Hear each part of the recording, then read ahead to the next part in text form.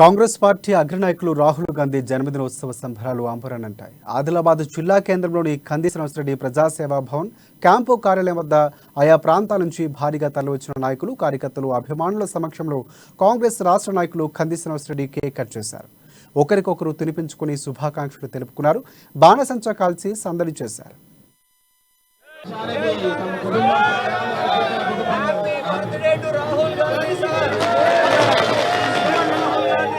ఈ రోజు ఆదిలాబాద్ మనసులో దోచుకున్నారు. అశోక్ గారి సాధనతో భారతవర్షి కుటుంబ సభ్యులకు ఉపయోగించి రావడం జరుగుతున్నది. అందరికీ పేరు పేరున కేక్ కటింగ్ చేయడం జరిగింది. కాంగ్రెస్ పార్టీ అధికారంలోకి వస్తే మొన్న ఒక్కడి గుర్తుపెట్టుకుని కాంగ్రెస్ పార్టీ కార్యకర్తలు మొన్న హిమాచల్ ప్రదేశ్ లో గెలిచినాం 3 నెలల కిందట. నిన్న కర్ణాటకలో గెలిచినాం. ఘన విజయం హిమాచల్ ప్రదేశ్ లో, ఘన విజయం కర్ణాటకలో సాధించినాం.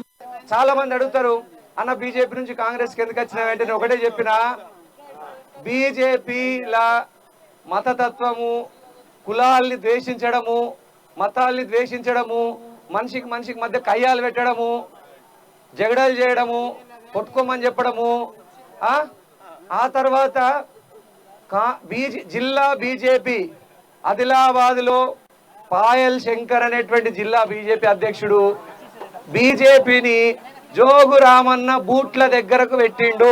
జోగు రామన్న బూట్లకు రాసిచ్చిండట. జోగు రామన్నని చిత్తుగా ఓడించాలనే నాయకులందరికీ కూడా నేను పేరున కాంగ్రెస్ పార్టీలోకి స్వాగతం పలుకుతున్నా. కంది సీనన్న జాయిన్ అయిన తర్వాత మే 10వ తారీఖు నాడు కర్ణాటక ఎలక్షన్లలో పోలింగ్ జరిగింది. మే 13వ తారీఖు నాడు రిజల్ట్ వచ్చింది. కంది శ్రీనివాసరెడ్డి ఎప్పుడు జాయిన్ అయ్యాడు? మే 8వ తారీఖు నాడు. అప్పటికి పోలింగ్ కాలే, ఎలక్షన్ కాలే, రిజల్ట్ డిక్లేర్ కాలే. కంది శ్రీనివాసరెడ్డి అనేటోడు ముందే పసిగట్టిండు. జోగు రామన్న, పాయల్ శంకర్ కలిసి దందాలు చేస్తారు, సెటిల్మెంట్లు చేస్తారు, భూములు ఆక్రమించుకుంటారు, కొత్త అన్ని ముఠా నాయకులు వీళ్ళిద్దరే అని ఆదిలాబాద్ సమాజం అంతా కోడై కూస్తున్నది. పాయల్ శంకర్ అనే వ్యక్తి, జోగు రామన్ అనే వ్యక్తి ఇద్దరు కూడా ఒక్కటే. ఆదిలాబాద్ 30,000 ఇండ్ల జాగాలు ఎవరు వంచిండ్లే? ఇండ్ల జాగాలు ఇచ్చింది ప్రతి ఒక్కటి కాంగ్రెస్ పార్టీ గానే. చిలుకూరు రామచంద్రారెడ్డి సాబు వేరు, గన్న సుజాత గారు వేరు, సాజిద్ ఖాన్ గారు వేరు, సంజీవ్ రెడ్డి గారు వేరు, కంది శ్రీనివాస్ రెడ్డి వేరని గొడవలు పెట్టాలని చూస్తాడే.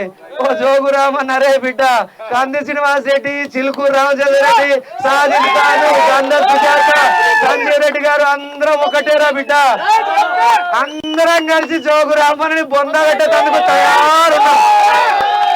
కాంగ్రెస్ పార్టీలా మా పెద్ద మనిషి సిఆర్ఆర్ నాయకత్వంలో పనిచేసేందుకు అందరం సిద్ధం ఉన్నాం.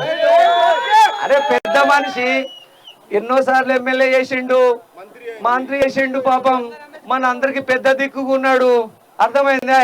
ఆయన ఇంట్లో కూకుండి ఆశీర్వాదం పెడితే చాలు. నీ అమ్మాయి ఎంతమంది నాన్న గిరా గిరా గిరా గిరా జోగురామని తిప్పి బడగేసి కొడతాం. నాకు లాస్ట్ నా భూములు, ఆస్తులు, ప్లాట్లు అమ్మి కూడా నా చివరి రూపాయి కూడా జోగురామని ఓడించదందుకే ఖర్చు పెడతాం.